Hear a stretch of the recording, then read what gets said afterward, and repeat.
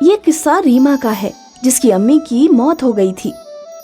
लेकिन उसके अब्बू रमेश ने लोगों के कहने पर दूसरी बार निकाह शीला से कर लिया था, जो कि खुद एक गरीब परिवार से ताल्लुक रखती थी। शीला पर जिम्मेदारी थी अपने 2 छोटे भाई और एक बहन की। निकाह के बाद, देखो, मैंने तुमसे निकाह सिर्फ अपनी बेटी रीमा और बेटे सोनू के वास्ते की है। मेरे पास खाने पीने की कोई किल्लत नहीं, घर भी है। तुम्हें सिर्फ इन बच्चों को अम्मी का प्यार देना है और इन दोनों को किसी लायक बनाना है। मुझे मालूम है, लेकिन मेरी सिर्फ इतनी सी शर्त है कि मैं कभी भी अपने भाई बहन के लिए कुछ करूं तो आप मुझे टोकेंगे नहीं, क्योंकि मेरे अम्मी अब्बू गरीब हैं। चलो ये भी ठीक है, लेकिन मेरे बच्चों को कोई दिक्कत नहीं होनी चाहिए। उन लोगों के बाद जो वक्त मिलेगा वो तुम अपने भाई बहनों को दे देना। कुछ दिनों बाद शीला को एक बेटा पैदा होता है। शुरुआत के कुछ दिनों तक तो शीला ठीक रहती है, लेकिन फिर वो एक रोज रमेश के जाने के बाद उसकी बेगम की वो अलमारी खोलती है जिसे उसने शीला को छूने तक से मना कर रखा था। तभी वहाँ उसका बड़ा बेटा सोनू आ जाता है। ये क्या है? आप मेरी अम्मी की अलमारी खोलकर क्यों देख रही हैं? अब्बू ने मना किया ना आपको इसे छूने से। शीला को सौतेले बेटे सोनू पर बहुत गुस्सा आता है, लेकिन वो सोच लेती है कि इस वक्त उसे गुस्से से नहीं बल्कि सोच समझकर काम करना पड़ेगा। अरे बेटा, मैं तो देख रही थी कि तुम्हारे अब्बू के कोई धोने वाले कपड़े तो नहीं हैं। मैं मशीन में चला दूं। वो क्या है ना कि अब्बू को रोज जाना होता है कि नहीं? तो कपड़े तो धुले होने ही चाहिए ना। सोनू को भी नई अम्मी की बात ठीक लगती है, इसीलिए वो वहाँ से चला जाता है। लेकिन एक बार जब घर पर कोई नहीं था तो शीला पूरी अलमारी खोलकर देखना शुरू करती है। अरे, ये इतना बड़ा संदूक किस चीज का है? जैसे ही वो संदूक खोलती है उसमें भर कर गहने रखे होते हैं। शीला का मन उन गहनों को देखकर लालच से भर जाता है। या अल्लाह, इतने सारे गहने! मैं तो सारे गहने रख लूंगी, लेकिन कैसे? इन्हें तो मालूम हो जाएगा। बोल दूंगी कि चोरी हो गए। नहीं नहीं नहीं नहीं, बेकार में पुलिस का लफड़ा। क्या करूं? हाँ, एक तरकीब है। शीला अगले रोज जब रमेश ऑफिस चला जाता है तो सारे गहने लेकर निकल जाती है सुनार के पास। सुनिए, ये सारे गहने देखकर छाप लीजिए अपने दिमाग में। हूबहू ऐसे ही एक एक नकली गहने बनवाने हैं मुझे। ये कौन सा बड़ा काम है? हो जाएगा, कल शाम को आ जाना। शीला अगले रोज शाम को सारे असली गहने बदलकर नकली गहने रख देती है। कुछ रोज गुजर जाते हैं। एक रोज शीला, सुनिए, मेरी बहन का निकाह है, मुझे कुछ रोज के लिए घर जाना है, बच्चों को भी ले जा रही हूँ। शीला बच्चों को लेकर घर जाती है, जहाँ वो 10 बरस की रीमा से ढेर सारा काम करवाती है। क्या हुआ, जो बच्चा सौतेला है तो बच्चा ही न शीला। अच्छे शख्स से तेरा निकाह करवाया था, मगर तू तो। देखिए अम्मी, किसी और का बच्चा पालना आसान नहीं, नामुमकिन है, और मैंने ये निकाह सिर्फ आप लोगों के लिए किया है। ये भाई बहन की फौज जो मेरे पीछे लगा रखी है, उन लोगों के पालन पोषण के लिए है। ये लो गहने। शीला जब अम्मी को गहने दे रही थी तब रीमा उन्हें देख रही थी। रीमा की मासूम आंखें उन गहनों को पहचान रही थी। शीला की नजर रीमा पर पड़ जाती है। अम्मी, ये गहने इनकी पहली बेगम के हैं, लेकिन मैंने हूबहू वैसे ही डिजाइन के नकली गहने अपनी बहन के लिए बनवा लिए हैं। कितने खूबसूरत है ना अम्मी। छोटी बहन का निकाह अच्छे घर में होगा। शीला निकाह के बाद घर आ जाती है। घर आकर वो रीमा से कहती है कि रीमा, देखो, तुम 10 बरस की हो गई हो, लड़कियों को घर के सारे काम आने चाहिए। इसी वजह से आज से मैं तुम्हारा स्कूल जाना बंद कर रही हूँ। कल से सारा घर का काम तुम्हें करना है। अब्बू पूछेंगे तो बोल देना कि पढ़ाई नहीं करनी है तुम्हें, समझी? फिर वो बेटे से बोलती है, तुम अब इस काबिल हो गए हो कि घर का खर्चा उठा सको और छोटे भाई को देखो। और सुनो, अब्बू पूछे तो बोल देना कि काम करना चाहते हो।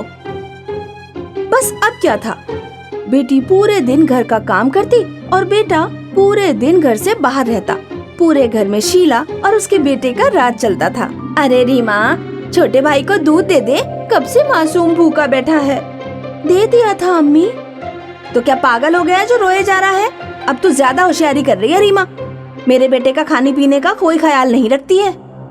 अम्मी, अब हम सब बड़े हो गए हैं, क्या वो हर वक्त छोटे बच्चों जैसे रोते रहता है? उसको बोलिए नौकरी करे। सोनू भी तो आखिर नौकरी करता है ना? हाँ हाँ करता है, मगर वो पढ़ता भी तो नहीं था ना। अब देख कब से नौकरी कर रहा है, तो फिर तरक्की पाकर इतना कमा भी तो रहा है ना कि उसकी निकाह के बारे में सोचा जाए। मगर अब तो ये लग रहा है कि उसके निकाह से पहले तेरा ही निकाह करना होगा।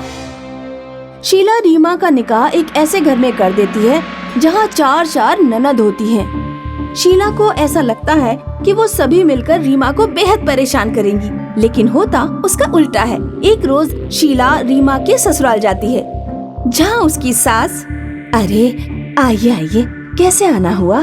बस बेटी से यूं ही मुलाकात करने आई थी। हाँ, मगर हमारी बहू तो अभी आराम कर रही है। बेटियों को बोल देती हूँ खाने पीने का इंतजाम कर देगी।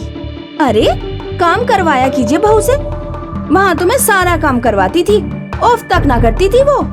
हाँ हाँ, बेहद काम कर चुके हैं मेरी बहू अपने हिस्से का।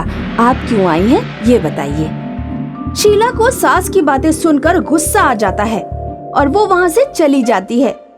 कुछ वक्त के बाद शीला के शौहर की मौत हो जाती है। देख, अब तेरे अब्बू तो रहे नहीं, तेरा भी निकाह हो गया है। अच्छा होगा तू इस घर को छोड़ दे। वैसे भी जब तक मैं जिंदा हूँ ये घर मेरा ही रहेगा। बेटा घर छोड़कर चला जाता है। शीला बड़े मजे में अपने बेटे बहू के साथ जिंदगी जी रही होती है। कोई भी सौतेली औलाद उससे मिलने नहीं जाती थी। लेकिन एक रोज, भाईजान अम्मी कैसी हैं? मालूम नहीं बहन, मैं तो गया नहीं, लेकिन जब से घर से निकाला है बस घर ही बसाने की जद्दोजहद कर रहा हूँ। दोनों भाई बहन अम्मी को देखने के लिए अब्बू के घर जाते हैं, जहाँ वो शीला की हालत देखकर दंग रह जाते हैं। मुझे एक गिलास पानी दे दो। अरे अम्मी, ये क्या हो गया? आप तो सूखकर कांटा हो गई हैं। ये मेरे कर्मों के ही फल हैं। बहू ने बेटे को मुझसे अलग कर दिया, सारे गहने पैसे सब कुछ ले गई। अब मैं यहाँ एक रोटी तक के लिए मोहताज हो गई हूँ। फिर दोनों भाई बहन अम्मी की देखभाल करते हैं। कहते हैं कि सोने में दौलत होती है, ये किसी की जिंदगी संवार देती है तो किसी की बर्बाद भी कर देती है। आइए सुनते हैं इसी मुहावरे को सच साबित करने वाला एक अफसाना। एक देही इलाके की एक लड़की देही इलाके में अपनी माँ के साथ रहती थी। अपने शौहर के अचानक मरने के बाद बबली की माँ बबली को लेकर अपने भाई अमन सिंह के यहाँ सफर एहतमाम करती है। ले बबली, 2-4 कपड़े और धो दे, फिर खाना नौश फरमा लेना। मामी जान, मैं पहले ही 10 कपड़े धो चुकी हूँ और आप पूरी गठरी फिर ले आई हैं। मेरे हाथों में दर्द हो रहा है। ओहो, खाना खाते वक्त पेट में दर्द नहीं होता और कपड़े धोते वक्त हाथ दर्द करने लगे। माँ बेटी को बिल्कुल मुफ्त का खाना खाने को चाहिए, काम के ना काज के, दुश्मन अनाज के। क्या हुआ भाभी जान, आप हमेशा मेरी दुख्तर को तंज कसती रहती हैं। चल बबली, पहले खाना खा ले, सहर से भूखी है। बचे हुए कपड़े शाम को धो लेना। मुमानी का खून खौल जाता है। बबली की मुमानी को बबली और उसकी माँ नागवार गुजरती थी। वो किसी तरह से इन दोनों से निजात पाना चाहती थी। शाम को जब खाना बनाते वक्त बबली मुंह धोने चली गई तो मुमानी चुपके से रसोई में घुसती है और सब्जी में ढेर सारी मिर्च डाल देती है। थोड़ी देर में उनके मामू जान और उनका भाई नौकरी से लौट आए और खाना नौश फरमाने लगे। ये खाना आज किसने बनाया है? इस कहर जद मिर्ची डाली जाती है क्या? तुम्हारी भांजी ने बनाया है। आज जब मैंने बबली से 2-4 कपड़े धोने के लिए कह दिया था तो तुम्हारी बहन मुझ पर ऐसे चिल्लाई जैसे मुझे खा जाएगी। आज खाने में मिर्ची डाली है, कल ना जाने क्या क्या डालेगी। मैं तो कहती हूँ बाहर कर दो इन दोनों को, हमारे सर से ये बोझ तो उतारो। बबली के मामा जान अपनी बीवी के बहकावे में आ जाते हैं। तुम दोनों लोग इस घर से बाहर निकल जाओ। हमारे अपने बहुत अखराजात हैं, हम तुम्हारा खर्च नहीं उठा पाएंगे। लेकिन भाईजान हम कहाँ जाएंगे? कहीं भी जाओ, मैं नहीं जानता, लेकिन यहाँ से निकल जाओ। इस घर से मेरी बहुत सी यादें जुड़ी हुई हैं। माँ का वो चाकू, वो पुरानी कुटिया। आप मुझसे ये घर छोड़ने के लिए क्यों कह रहे हैं? ये लो माँ का पुराना चाकू, ले जाओ। हम इसका इस्तेमाल नहीं करते और पुराने ख्यालों के सहारे ही जिंदगी गुजार लेना। यहाँ से निकल जाओ। बबली की माँ और बबली शब में ही कपड़ों की पोटली लेकर दूसरे सफर पर निकल पड़ते हैं। अम्मी जान, अब हम कहाँ जाएंगे? बचपन में मेरी एक लीला नाम की अजीज दोस्त थी।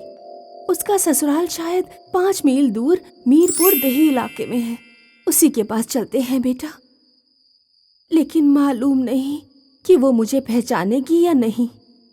अल्लाह जाने, बहुत वक्त गुजर चुका है। माँ बेटी कुछ दूर तक चलते रहे। जब थक गए तो एक पत्थर के साए में सो गए। सहर होने पर बबली को बहुत जोर से भूख लगी। माँ, बहुत शदीद भूख लगी है। वो देख, सामने एक आम का पेड़ है, उस पर कच्चे आम लगे हैं। वहीं से कुछ आम तोड़ ला। बबली दरख्त पर चढ़कर कच्चे आम तोड़ लेती है। जैसे ही वो चाकू से आम को काटती है, आम सोने का बन जाता है। ये क्या हुआ माँ? लगता है आपकी माँ के चाकू में कोई तिलिस्मी शय है। हमारे पास सोना तो आ गया, लेकिन ये जगह रहने लायक नहीं है। हमें मीरपुर ही चलना चाहिए। बबली और उसकी माँ मीरपुर पहुंचकर सोने को फरोख्त करते हैं और एक बड़ा सा घर खरीद लेते हैं। बबली की माँ हाथों हाथ बबली की शादी कर देती है। वो बबली को ससुराल नहीं भेजती। बबली का शौहर घर दामाद बनकर उन्हीं के साथ रहने लगता है। एक दिन जब बबली की अजीज दोस्त लीला अपने मायके गई, तो उसने देही इलाके के लोगों को बबली और उसकी माँ के बारे में जिक्र किया। बबली की उमानी लीला की बातें सुनकर हैरान हो गई। उस रात अमन सिंह घर लौटा तो वो उनसे बोली, सुना है आपने जो अपनी बहन को चाकू दिया था, वो कोई तिलिस्मी चाकू है। उससे कोई भी चीज काटिए वो सोने में तब्दील हो जाती है। किस्मत ही खराब है हमारी, इतना कीमती चाकू आपने उनको दे दिया। तुम बेफिक्र रहो, मैं उस चाकू को किसी बहाने से अपने घर ले आऊंगा। अमन सिंह माँ के चाकू की तरह एक चाकू तकमील करवाता है। वो एक चूहा अपने साथ लेता है और एक दिन बबली के घर पहुँच जाता है। बबली की माँ उस दिन घर पर तन्हा थी। सलाम अलैकुम आपा, मैंने तुम्हारे साथ जो कुछ भी किया मैं उसके लिए माफी चाहता हूँ। कोई बात नहीं भाईजान, अब हम अपनी जिंदगी में खुशहाल हैं।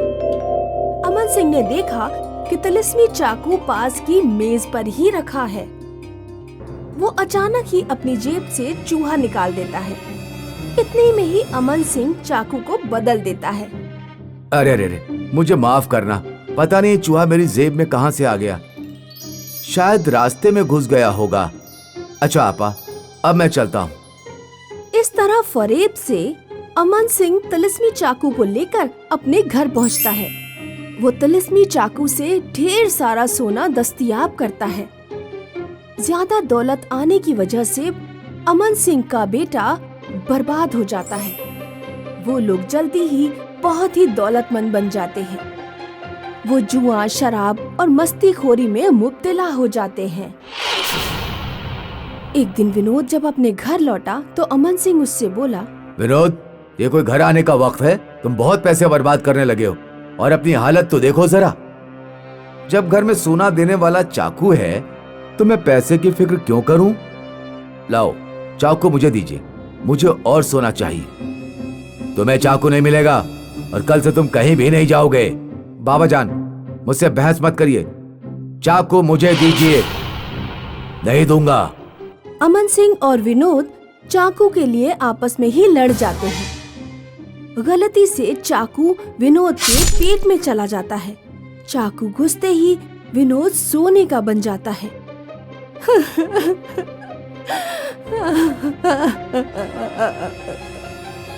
या अल्लाह, ये क्या हो गया? मेरी जिस्त बर्बाद हो गई। मैंने चाकू से अपनी किस्मत फोड़ ली। मेरी इकलौती औलाद मेरे हाथ से चली गई। अब ये दौलत मेरे किस काम की है?